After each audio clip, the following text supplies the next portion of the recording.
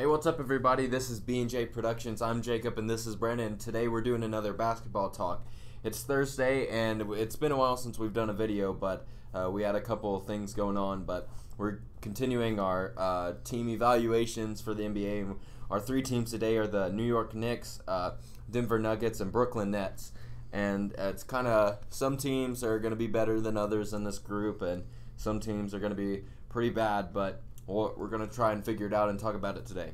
First up, we got the New York Knicks, and they have a starting five of point guard Frank Ntilikina, shooting guard Tim Hardaway Jr., small forward rookie Kevin Knox, power forward Kristaps Porzingis when he's not injured, and Noah Vonleh when he is, and center Enes Kanter. Some key bench players is Mitchell Robinson, a rookie who's slid to the second round, but is probably the biggest steal in the NBA draft.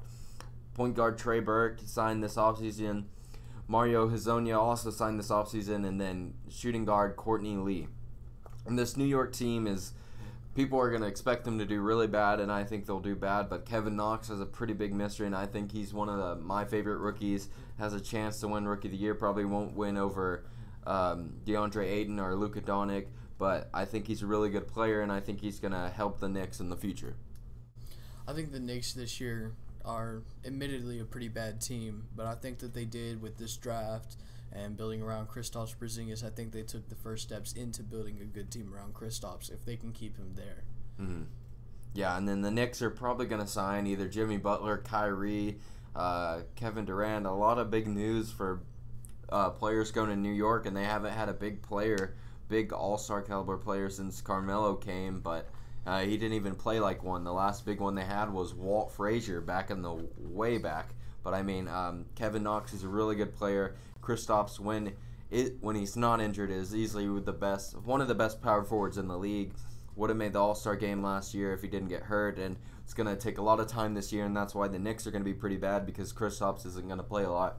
So until Kristaps comes back, it's Kevin Knox's team, and I mean, he's really good. He played amazing in the summer league. He's doing really good in the preseason, and I think he's a really good player, and I think he has a chance to take over this team. And then who knows, Jimmy Butler could come next year. Kyrie, a lot of big news for Kyrie coming to the Knicks, even some Kevin Durant news, but who knows, a lot of big questions for this Knicks teams, but I don't expect them to be any good this year. Up next, we got a team called the Denver Nuggets, our only team in the West this week. We got point guard Jamal Murray, a good young player who can play really well along with shooting guard Gary Harris, another young guy just like Jamal Murray. People don't really look at them as elite players, but I mean, they're really good, and a lot of underrated players on this Nuggets team. Small forward Will Barton just signed a new contract this summer. Really good player, another kind of the Gary Harris, Jamal Murray kind of form of player. Power forward Paul Millsap, a guy who signed last summer.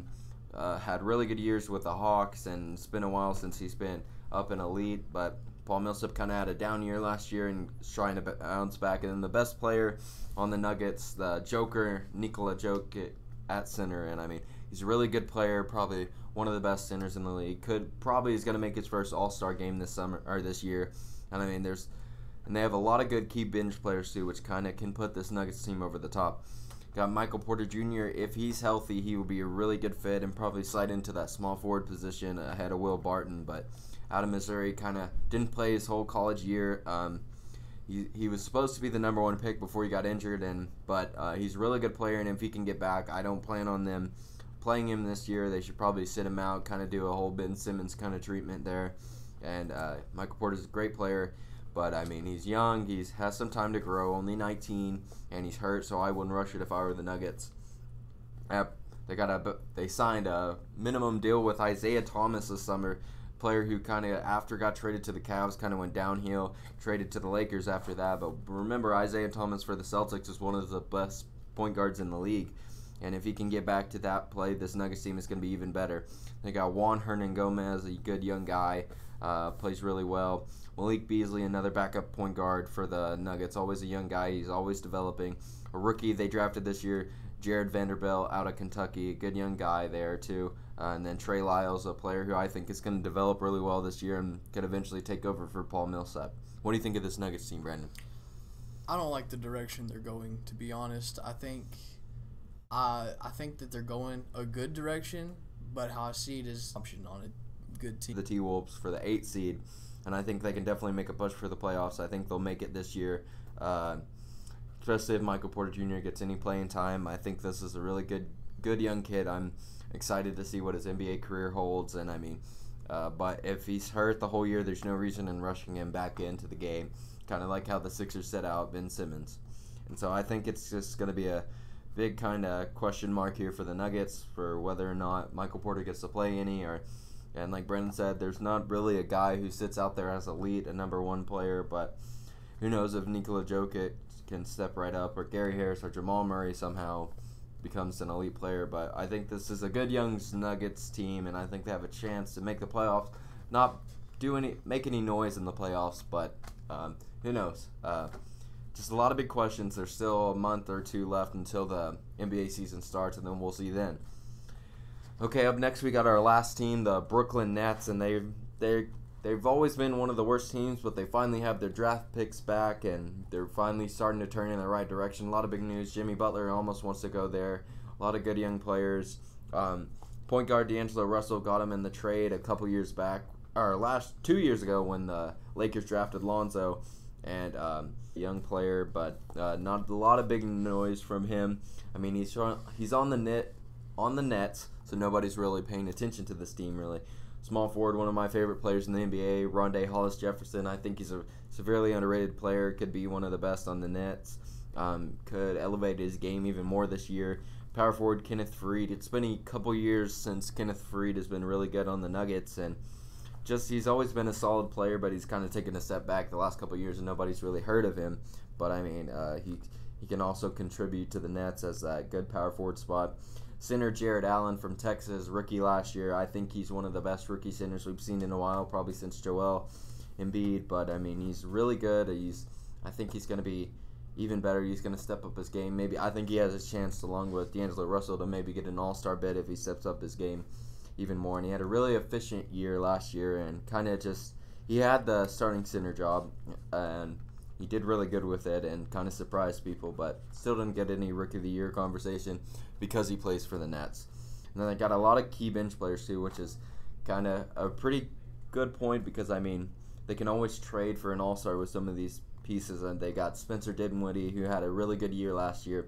Kind of surprised people. That had 3 point guards with D'Angelo Russell, Spencer Dinwiddie, and Jeremy Lin, but Spencer Dinwiddie kind of separated himself from that pack last year and did really good, and I think he's going to be a really good key bench player. And they drafted, with their only draft pick, I think it was the 29th pick, Dazan Musa, a foreign guy who's kind of a low-grade Luka Doncic, but nobody's really heard of him very much, but I think he's going to contribute pretty well.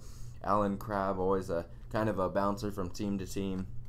DeMar Carroll, one of the worst contracts in the NBA, but he used to be really good for the Hawks, then he got traded, and then kind of went down there, and then they signed Shabazz Napier and Allen Williams this summer. Allen Williams played for the Suns, Shabazz Napier for the Trailblazers, and Shabazz won the national title with UConn a couple years back, and then Allen Williams is always a pretty key piece for a good bench. And what do you think of this Nets team, Brennan? I think right now this Nets team is just a little bit worse, like the same situation as the Nuggets, just a little bit worse. I think that the Nets team are really missing one good key player like that. I think that if they get Jimmy Butler, they're good. I still don't think they're good enough with Jimmy Butler. I think they need they want to be good, they need like a Kevin Durant. A Kevin Durant on this team would make them amazing. Well, I think it's kind of the Knicks and the Nets are in the same situation, as they need a couple key players to come and sign there. I think the Nuggets are in a whole different ballpark than these two teams. They have a chance to be successful.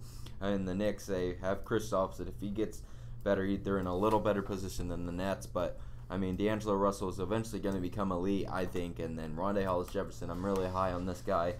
And I mean, I think the Knicks and the Nets in a couple years, say 2 to 3 years, they're both going to be in the playoffs, maybe even trying to get that 1 or 2 seed or something like that. But I mean, they do need a couple of key players, and I think there's a lot of players looking at either Brooklyn or the Knicks, and they're going to, hey, I kind of want my own team. I want to prove stuff, kind of like Kyrie wanted with the Celtics, and Kyrie kind of did it, but I mean, before he got hurt. And I mean, the Nets and the Knicks are just kind of bad teams right now. But, I mean, that's the thing with rebuilding. The Sixers, it took a long time, but now they're back in the conversation for the 1, 2, or 3 seed. And just kind of a, who knows? The Knicks, I think they're going to sign a big free agent guy. The Nets, I think they got to wait a couple more years. And the Knicks are probably going to, I don't know, I think the Nets could maybe surprise some people here and sneak in for an 8 seed or so. And, I mean, Nuggets could surprise people, too, about a 4 or 5 seed, I think. But yeah, I think that D'Angelo Russell could elevate his game and make them pretty good. Yeah. Honestly, I think that all of these teams have the same caliber of skill, bench-wise, players-wise. The only thing I see that makes the Knicks rise above in my mind is Kristaps, which he's not going to be there. But while looking at these 3 teams' rosters, Kristaps is the best one there, in my opinion. Most definitely. I think Nikola Jokic is a long second, but Kristaps, I'm very high on this guy. When he plays healthy, he's one of the best players in the NBA in my mind. And, I mean, he's incredible, but they don't have him this year while he's hurt. So I don't know what's going to happen with either one, or with the Knicks this year. I think Kevin Knox is going to be really good. He's probably one of my favorite players now in the rookie class and behind Luka Doncic. But I think he's going to be really good, and I think if he can somehow play as a level he's played in the summer league in the preseason, then I think they could maybe even try to get an 8 seed too. But who knows? Maybe it'll take a little time for the Knicks to sign Jimmy Butler or Kyrie or someone like that. But I think next year they'll be in the conversation. And all right, that's all we have for today. We'll have our picks video uploaded tomorrow, and we will see you Friday. This is BNJ Productions. I'm Jacob, and this is Brandon, and we will see you later.